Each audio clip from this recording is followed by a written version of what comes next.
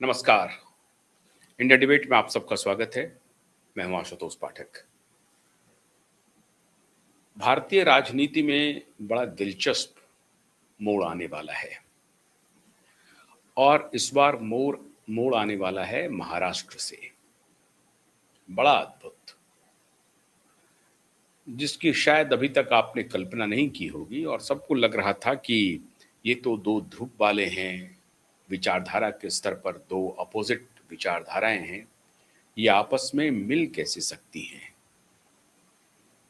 लेकिन मिलने जा रही है, विचारधाराओं का मिलन होने जा रहा है। मोदी मोदी के इतने शोर हुए देश में भी और देश के बाहर भी। और हाल का शोर तो इस कदर हुआ कि उनका माथा भिन्ना गया मतलब देशी शब्द का मैं प्रयोग कर रहा हूं, फ्राई हो गया। अंग्रेजी में आप कहें तो उनका भेजा फ्राई हो गया। उनको समझ में ही नहीं आ रहा है कब किया क्या जाए। ऑस्ट्रेलिया में मोदी मोदी हो रहा है, न्यूजीलैंड में मोदी मोदी हुआ, इंडोनेशिया में मोदी मोदी हुआ, उसके पहले जिस देश में जा रहे हैं वहां मोदी मोदी हो रहा है, सेशल्स में गए वहां मोदी मोदी हुआ, विदेश में तो मोदी मोदी हो ही रहा है। देश में पश्चिम बंगाल ने ऐसा हाल कर दिया कि अब कुछ आगे बचता नहीं है।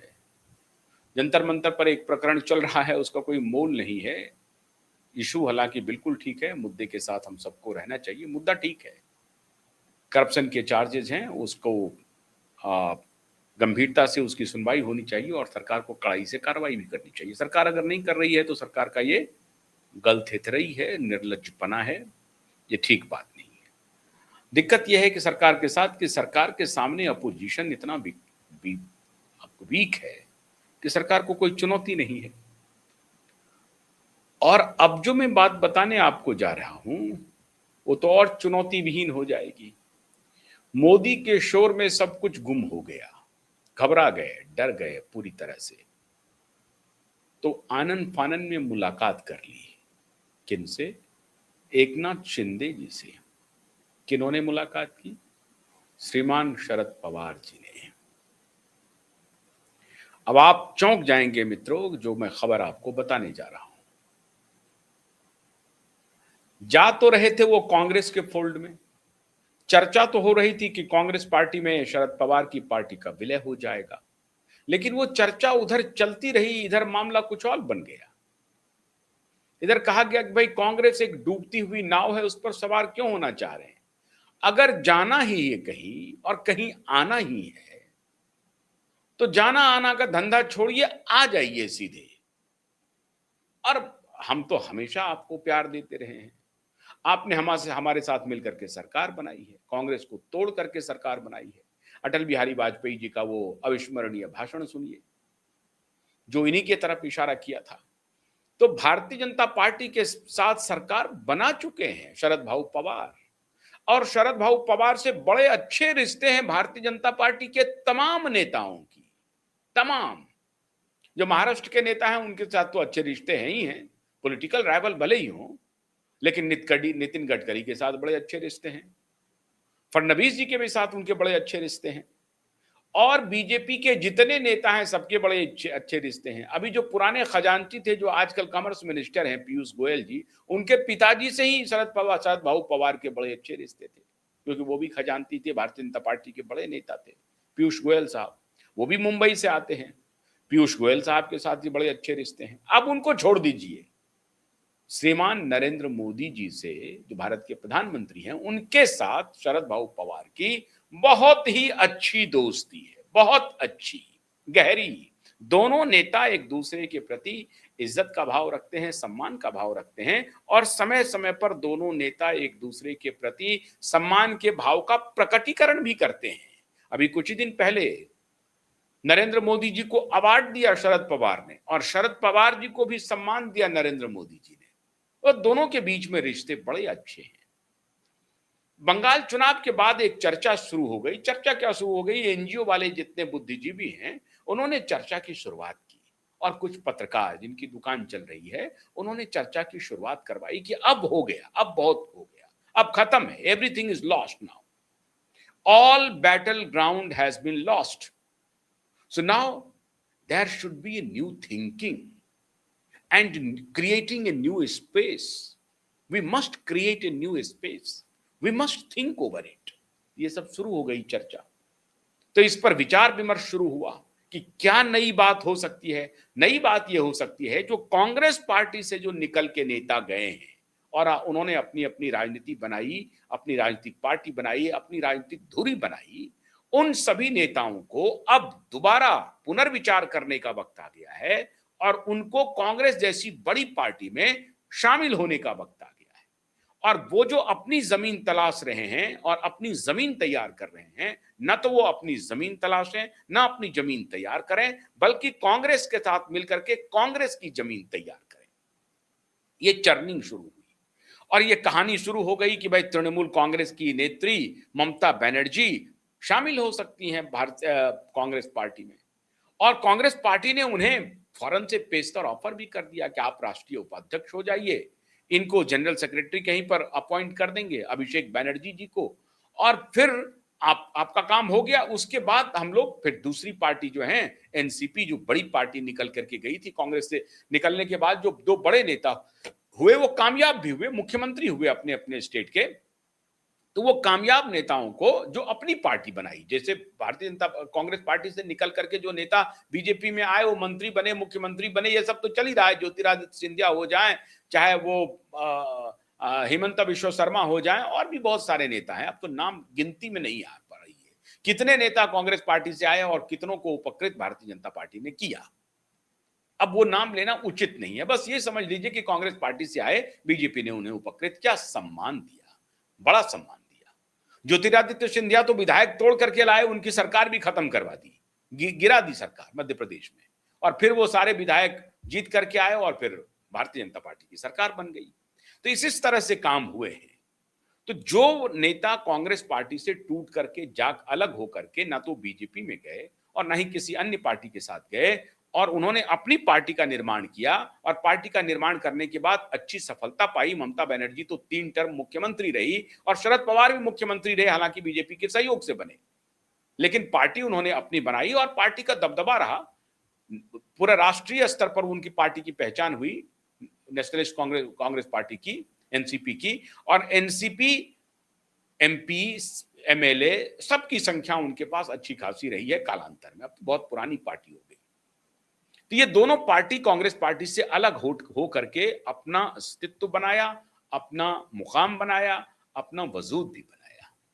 अब जब पश्चिम बंगाल का चुनाव का रिजल्ट आया, उसके बाद से ही जो तथाकथित बुद्धिजीवी हैं उन्होंने तय कर लिया कि नहीं, अब हमें वापस कांग्रेस पार्टी में समा जाना चाहिए, कांग्रेस पार्टी के साथ मिलकर के भारतीय जनता पार्टी को एक मजबूत विकल्प देना चाहिए। अच्छी बात है, ये सोच कोई बुरी नहीं है कि बीजेपी एक सत्तारूढ़ पार्टी है, 3 टर्म से सत्ता में है, अगर आप उसको चुनौती देना चाहते हैं तो सारी पार्टियां मिलन नहीं हो बल्कि विलय हो जाए और कांग्रेस पार्टी एक ध्रुव हो जाए और कांग्रेस पार्टी में फिर इसकी लड़ाई हो। लेकिन ये राजनीति में दिवा स्वप्न है। राजनीति एक खेल है, किसका? छोटी छोटी टकराहट का, छोटे अहंकार का और छोटे लाभ का, इस सबका कॉकटेल है पॉलिटिक्स। अहंकार नहीं होगा तो वो अपना वजूद नहीं बना पाएंगे। कई बार उस अहंकार के चक्कर में वजूद मिट भी जाता है, लेकिन वजूद बनाने के लिए, जिसको आप स्वाभिमान कहते हैं, अहंकार और स्वाभिमान के बीच में बड़ा थिन लाइन है। जो लोग अपना वजूद बनाना चाहते हैं वो कहते हैं स्वाभिमानी है, लेकिन बहुत सारे लोग कहते हैं कि नहीं, वो अहंकारी है, वो मिलना नहीं चाहते हैं। तो आप जो भी मान लें, उसे अहंकार मान लें या स्वाभिमान मान लें, लेकिन ये पॉलिटिक्स का इनएविटेबल, बहुत ही आवश्यक इंग्रेडिएंट्स हैं, अवयव हैं। इनको आप राजनीति से अलग नहीं कर सकते। तो इन लोगों ने अब ये जो 2-3 बातें हैं राजनीति की, जो छोटे हित भी साधने होते हैं, अब उसे आप छोटा कहें बड़ा कहें, मुख्यमंत्री का पद चाहिए तो चाहिए भाई। उद्धव ठाकरे को मुख्यमंत्री का पद ही चाहिए था। अगर मान लेती भारतीय जनता पार्टी तो उनका टूट नहीं होता। मंत्री का पद चाहिए तो चाहिए। अब इसे छोटा माने या बड़ा माने, डिमांड छोटा माने, बड़ा माने, लोभ माने, जो भी माने, लेकिन रहता है। हित की टकराहट होती है, अहंकार की टकराहट होती है, स्वाभिमान की टकराहट होती है। अवसरवादिता की भी टकराहट होती है और इस सब के लिए अवसरवादिता बहुत जरूरी है। अगर उनको अपने हित को साधना है, अगर उनको अपने स्वाभिमान की रक्षा करनी है, तो उसे अवसरवादी भी उसको कहा जाता है। अब उसे अवसरवादी कह लें या आप ये कह दें कि नहीं, हम अवसर की ताक में, राजनीति में तो अवसर की ताक में लोग रहते ही रहते हैं, उसे आप अवसरवादिता भी कह लें। तो अवसरवादिता कह लें, लोभ कह लें, लालच कह लें, स्वाभिमान कह लें, अहंकार कह लें, ये सारे राजनीति के अवयव हैं। अब इन्हीं अवयवों पर एक नई चर्चा शुरू हो गई महाराष्ट्र में, और वो चर्चा है शरद भाऊ पवार के बारे में। शरद भाऊ पवार कहा जा रहा है नेशनल डेमोक्रेटिक अलायंस एनडीए के हिस्सा बनने जा रहे हैं, डील क्लोज हो गया है। अब आप बताइए साहब, ये राजनीति बड़ी दिलचस्प है या नहीं है? नहीं है राजनीति दिलचस्प? पूरी तरह से दिलचस्प है। आपको बहुत मन लगेगा इस राजनीति में। कैसी राजनीति है? शरद पवार ने कहा, कुछ नहीं कहा। शरद पवार ने क्या कहा? कुछ भी नहीं कहा। सुप्रिया सुले ने क्या कहा? कुछ भी नहीं कहा। कुछ भी नहीं कहा, लेकिन बहुत कुछ कहा गया, बहुत कुछ सुना गया। अब मैंने तो कोई कही हुई बात सुनी नहीं, या मुझे तो किसी ने सुनाया नहीं, लेकिन मैं ये चर्चा क्यों कर रहा हूं? कहीं ना कहीं तो बात हुई। अरे आग लगी तभी तो ये धुआं की बात हो रही है। आग लगी कैसे? शरद भाऊ पवार गए मुलाकात करने के लिए एकनाथ शिंदे जी से। अब फिर कहेंगे कि भाई एकनाथ शिंदे जी से तो अपने अपने कार्यक्रम के बारे में, अपने पार्टी के बारे में, विधायकों की कुछ समस्या थी, सांसदों की थी, मुख्यमंत्री के बतौर, डिप्टी सीएम के बतौर गए थे। नहीं, एकनाथ शिंदे को टास्क दिया गया है, आप मराठा हैं, मराठा कार्ड खेलिए और कहिए कि मराठी को मतलब मराठा जो है उसको एक छत के नीचे आना चाहिए। आप आ जाइए, बहुत हुआ।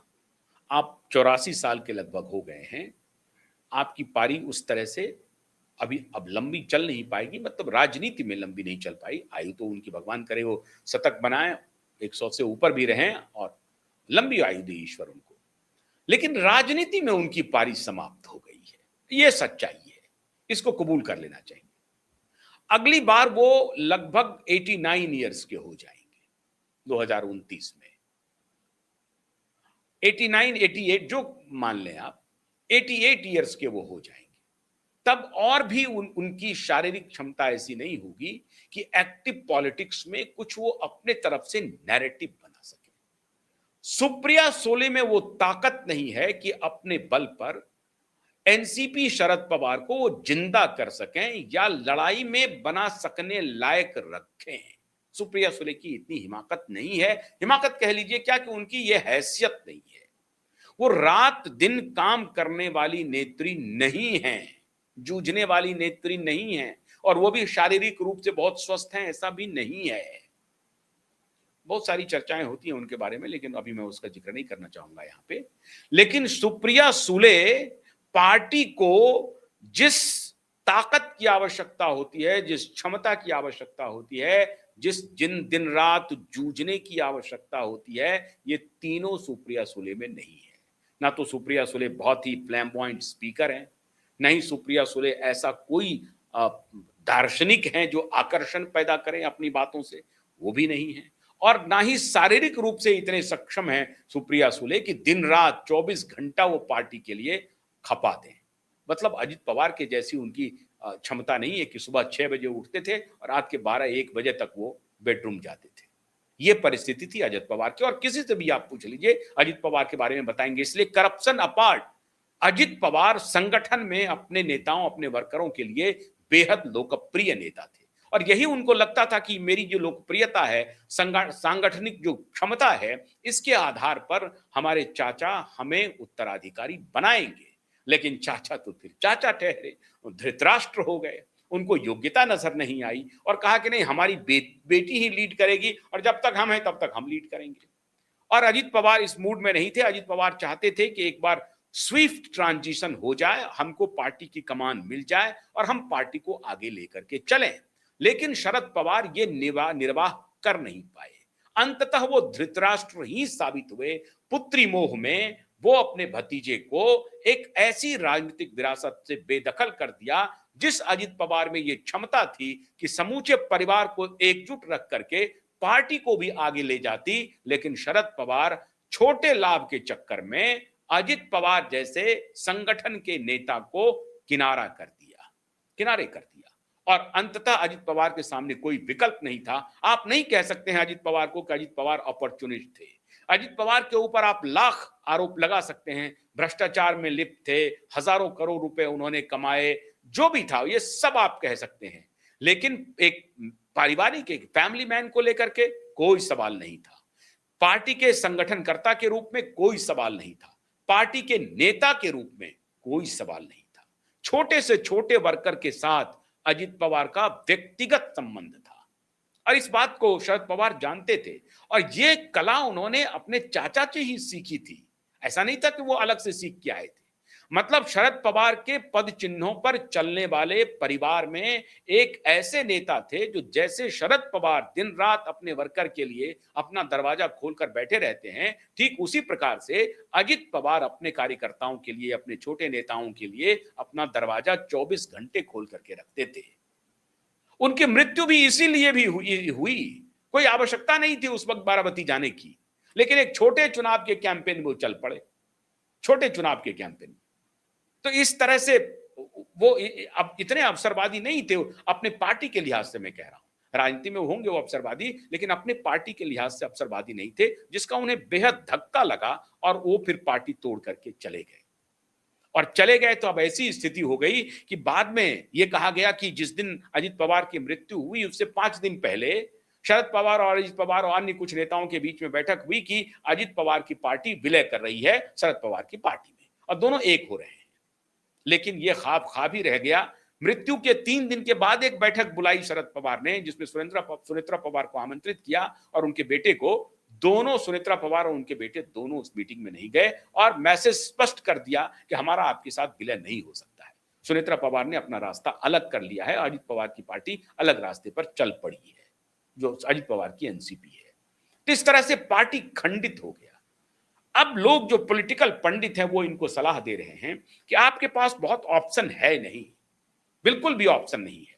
अगर आप कांग्रेस के साथ जाते हैं, डूबा हुआ नाव है, 29 में भी कोई स्कोप नहीं है। अभी मैं बताऊंगा राहुल गांधी के बारे में, जो दूसरा मेरा कार्यक्रम 20 दिन से गायब है। तो वो डूबा हुआ नाव है, उस पर क्या आप सवार हो रहे हैं? मोदी जब तक है, मोदी आपको टिकने नहीं देगा। तो अभी तो 4 साल 3 साल बाकी है साहब, अभी तो 3 साल बाकी है। 3 साल में तो कितनी गंगा में कितना पानी बह जाएगा किसने देखा है? 3 साल में कितने छापे पड़ जाएंगे ये किसने देखा है? तो बड़े बड़े उनके सांसद, बड़े बड़े विधायक कह रहे हैं, पवार भाऊ अगर जिंदा रहना चाहते हैं, राजनीति में अपनी उपयोगिता बनाए रखना चाहते हैं, तो चलिए मोदी का दामन थाम लें। और चारों तरफ मोदी का शोर हो ही रहा है। अब मोदी से पीछा छुड़ाना मुश्किल है, मोदी के साथ चलते हैं।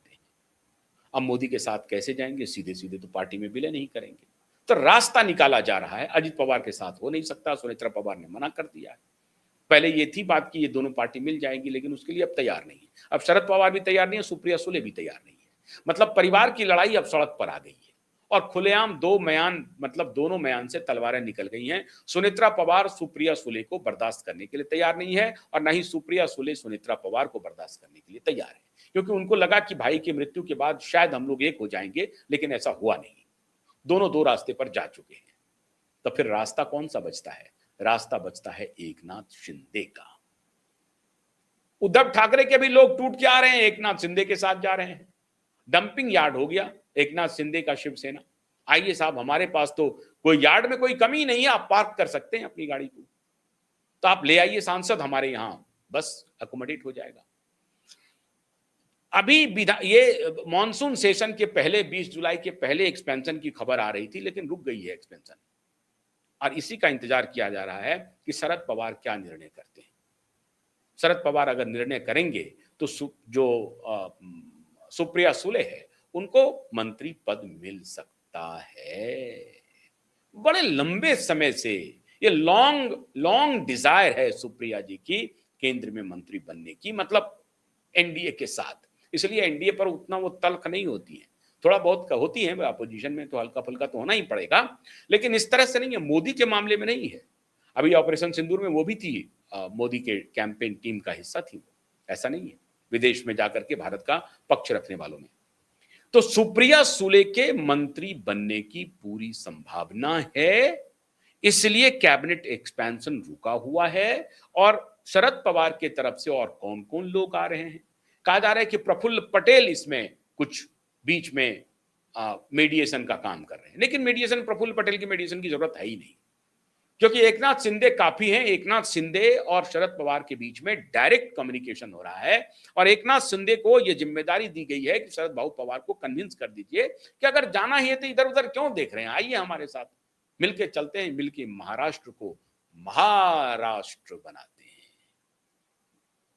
तो संदेश पहुंच गया है भारतीय जनता पार्टी का, और मोदी और शाह का मिशन एकनाथ शिंदे कामयाब करेंगे। एकनाथ शिंदे मैसेंजर हैं, उनके साथ मुलाकात हो रही है, बैठकों का दौर चल रहा है।